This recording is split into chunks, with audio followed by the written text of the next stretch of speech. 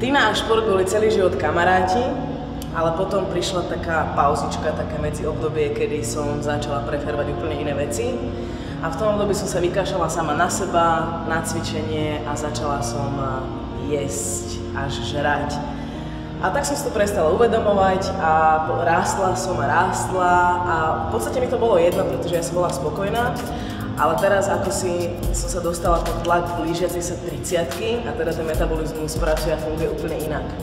A znova som objavila vo svojom živote šport, pohyb, cvičenie, fitness a strašne ma to začalo baviť a myslím, že každý človek by mal urobiť niečo pre svoje telo, pretože telo je vlastne jediné, čo máte. Takže ty si jediné, čo máš a keď si to prestaneš strážiť a vážiť, tak telo sa ti za to pomstí veľmi škaredo.